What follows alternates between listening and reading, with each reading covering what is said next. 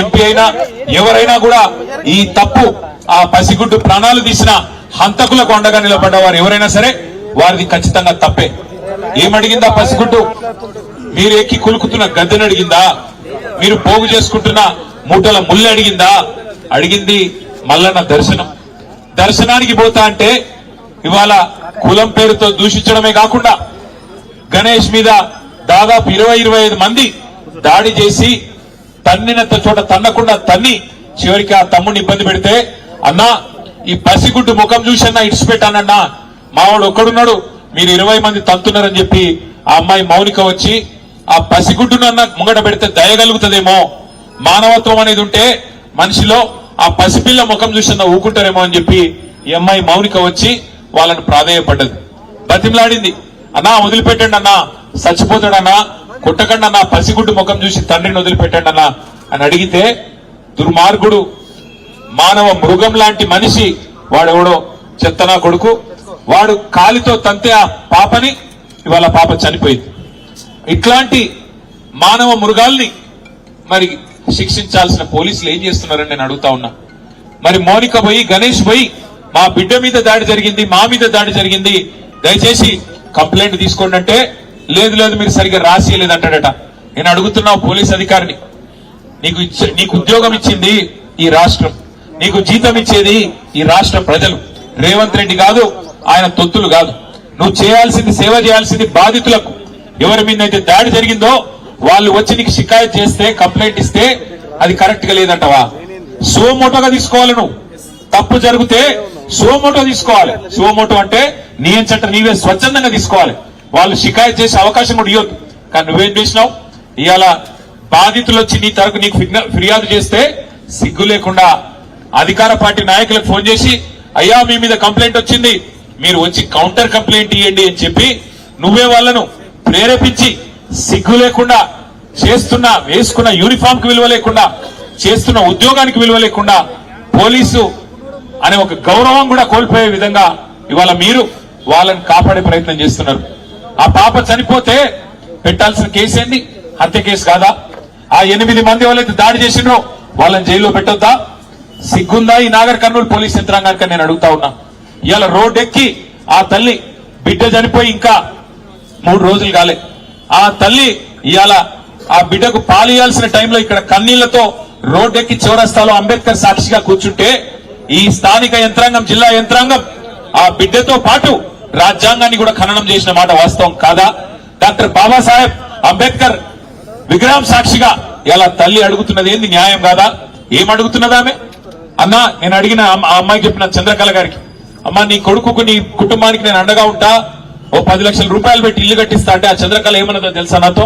అన్న అది తర్వాత సంగతి అన్నా, మీరు ముందు వాళ్ళకి శిక్ష పడేటట్టు చేయండి, మీరు అసెంబ్లీలో మాట్లాడండి, మీరు మొత్తం రాష్ట్రం దృష్టికి తీసుకొని పోండి, మాకు సాయం చేసేది మీరు తర్వాత చేయండి పర్వాలేదు, కానీ ముందు ఆ తల్లి, బిడ్డలు కోల్పోయిన తల్లి, బిడ్డని కోల్పోయిన ఆ తండ్రి, వారి ఆవేదనకు మీరు న్యాయం చేయండి అని మాత్రమే చంద్రకళ వాళ్ళ నాయనమ్మ కోరుతున్నది. ఇంతకు మించి ఏం అడగాల? వాళ్ళు ఏం తప్పు చేసింది ఆ పిల్ల? అయినా నాకు తెలియక అడుగుతా, 2 ఏళ్ల పసిగుడ్డుకు కులం తెలుసా? 2 ఏళ్ల పసిగుడ్డుకు, 2 నెలల పసిగుడ్డుకు మతం తెలుసా? 2 నెలల పసిగుడ్డుకు అధికారం తెలుసా? ఏం తెలుసు?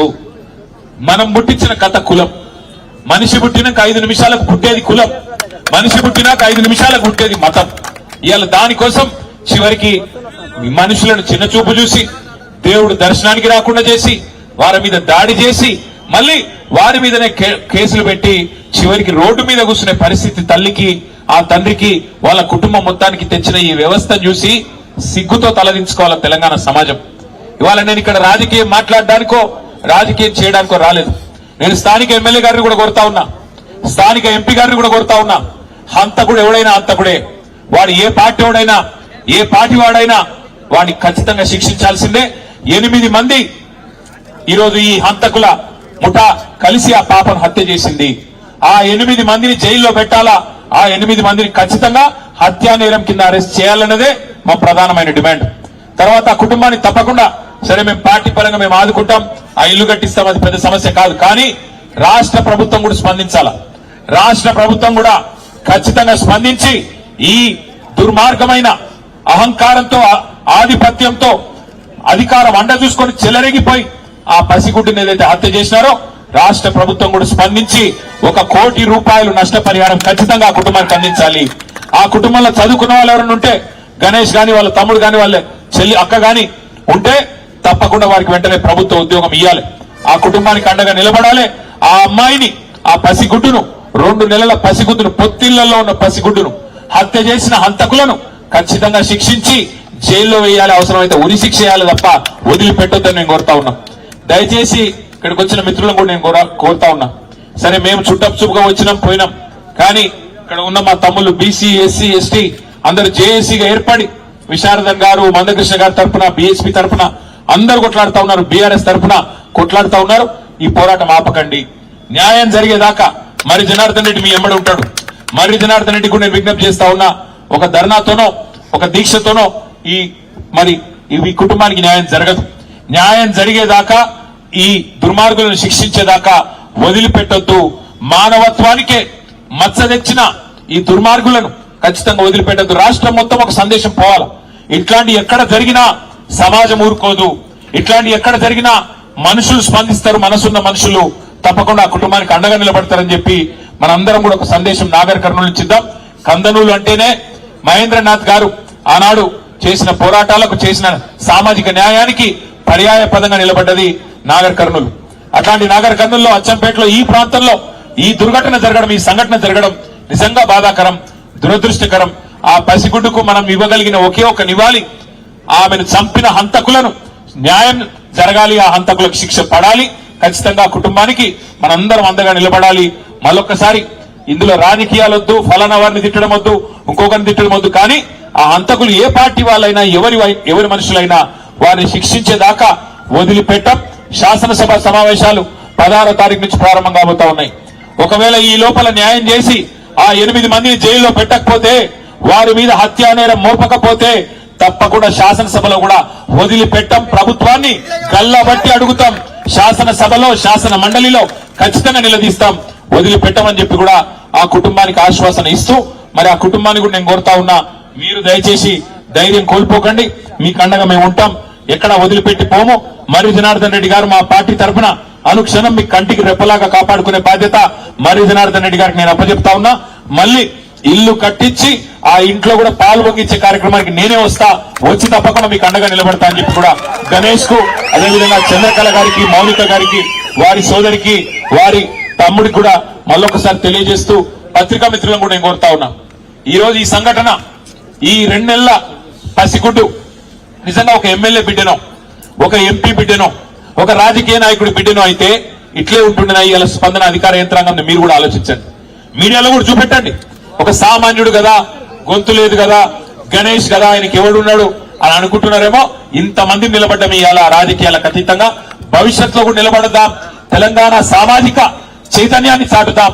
తెలంగాణ సమాజంలో కులము మతం పిచ్చి లేదు. మన దగ్గర ఇంకో వేరే రాష్ట్రంలో ఉన్నట్టు కులం మతం పేరు మీద రాజకీయాలు లేవు. అదే పద్ధతుల్లో మనం భవిష్యత్తులో కూడా నడవాలా. ఇక్కడ అందరూ ఒకటే, అందరి ఓట్లో ప్రవహించేది గదే రక్తం, అందరికి ఉన్నది గదే గుండె, గదే కాలేయం అన్నట్టుగా అందరం కలిసికట్టుగా ఆ కుటుంబానికి కులాలకు అతీతంగా నిలబడదాం. అది మర్రి జనార్దన్ రెడ్డి అయినా, లేకపోతే విశారదన్ అయినా, మందకృష్ణ అయినా, బీఎస్పీ అయినా, కేటీ రామారావు అయినా, ఎవరైనా అందరం మనుషులమే. అందరం ఇవాళ ఒక తండ్రిగా చెప్తా ఉన్నా నేను. నిజంగా తల్లడిల్లిపోయింది వార్త చూసిన తర్వాత, గుండె తల్లడిల్లిపోయింది. 2 నెలల పసిగుడ్డును తనడానికి మనిషి అనేటోనికి మనసు వస్తుందా? వాడు మానవ మృగమా? ఇంకోటి వాడు బయట ఉండాలనా అటంటోడు? అందుకే నేను అంటున్నా, ఇక్కడ కులం లేదు, మతం లేదు, ఏది లేదు. ఆ తల్లికి, ఆ కుటుంబానికి న్యాయం జరగాలి. జరిగేదాకా మనం వదిలిపెట్టొద్దని మీడియాను కూడా ప్రత్యేకంగా కోరుతూ, ముఖ్యంగా నాగర్ కర్నూలులో ఉండే చైతన్యవంతమైన ఈ ప్రాంతం, గోరే టెంకన్న లాంటి మహా ప్రజా కవులు పుట్టిన ఈ ప్రాంతం, అట్లాంటి ఈ ప్రాంతంలో ఈ దుర్ఘటన జరగడం అందుకే చాలా చాలా బాధాకరం. న్యాయం జరిగేదాకా ఆ కుటుంబానికి అండగా నిలబడదామని మళ్ళొకసారి మీ అందరికీ విజ్ఞప్తి చేస్తూ, వాళ్ళ కదిలి వచ్చిన ప్రతి ఒక్కరికి తప్పకుండా ధన్యవాదాలు తెలియజేస్తూ, గణేష్ కు, చంద్రకళ గారికి, మౌనికకి మీకు అండగా నిలబడతాం. మీకు అండగా కేసీఆర్ గారు ఉన్నారు, మేము అందరం ఉన్నాం, భయపడవద్దని చెప్పి కూడా మళ్ళొకసారి వారికి హామీ ఇస్తూ, ప్రత్యేకంగా మళ్ళొకసారి మీ అందరికి నమస్కారం. జై భీమ్, జై తెలంగాణ. వారికి తక్షణ సహాయం కింద పార్టీ తరఫున 1,00,000 సాయం చేయడానికి వచ్చినాము. ఇది మాత్రం కాదు, ఆ కుటుంబానికి అండగా నిలబడి 10 లక్షల రూపాయలతో వారికి ఇల్లు కట్టించి వారికి తప్పకుండా గృహప్రవేశానికి కూడా నేను వస్తాను ఏదైతే మాట ఇచ్చినో తప్పకుండా నిలుపుకుంటా అని చెప్పి కూడా తెలియజేస్తూ అమ్మాయికి తక్షణ సాయం కింద 1,00,000 పార్టీ తరఫున అందజేస్తా ఉన్నాం. థ్యాంక్ యూ అన్న. అదేవిధంగా బీసీ ఎస్సీ ఎస్టీ జేఏసీ రాష్ట్ర అధ్యక్షులు తోట్ల రాఘవేంద్ర ముదిరాజు గారిని ఈ శిబిరానికి రావాల్సిందిగా కోరుతా ఉన్నాం సార్. చేసుకోండి, దయచేసి కొంచెం దూరం జరగాలి, కొంచెం దూరం ఉండాలి,